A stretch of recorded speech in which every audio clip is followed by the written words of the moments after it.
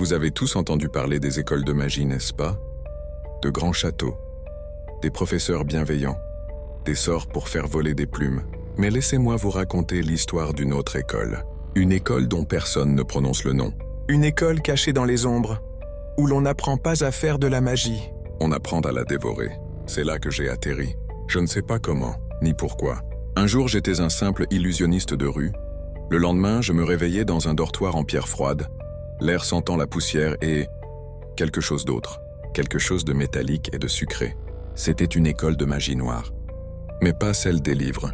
Ici, il n'y avait pas de baguettes sculptées ou de grimoires élégants. Nos instruments étaient nos peurs, nos cauchemars. Nos leçons étaient des épreuves de survie. Le premier cours, je m'en souviendrai toujours. Le professeur, un homme dont le visage semblait n'être qu'un amas d'ombres mouvantes, nous a demandé de nous concentrer sur notre plus grande terreur. Pour moi, c'était la solitude, l'obscurité totale.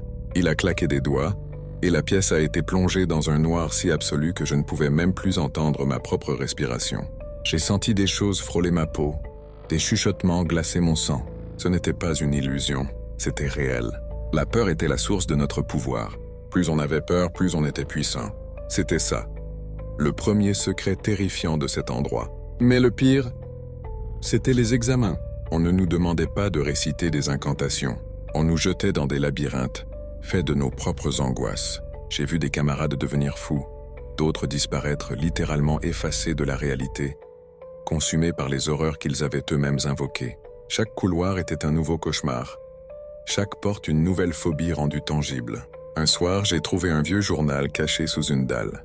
Il appartenait à un ancien élève. Les dernières pages étaient presque illisibles, tachées de quelque chose de sombre. Il écrivait que l'école n'avait pas de sortie, que le vrai but n'était pas de former des magiciens, mais de nourrir quelque chose, une entité ancienne qui se repaissait de notre terreur. L'école n'était pas une école, c'était un garde-manger. Et c'est là que j'ai compris, le sentiment d'être observé en permanence. Les ombres qui dansaient dans les coins de ma vision, ce n'était pas mon imagination, c'était elle. La chose qui dirigeait cet endroit, et le diplôme. Le diplôme n'était pas un bout de papier. C'était le dernier repas. Le plus puissant, le plus terrifié des élèves, devenait le festin final. J'écris ceci depuis ma cellule, en attendant mon examen final. Je suis devenu très puissant.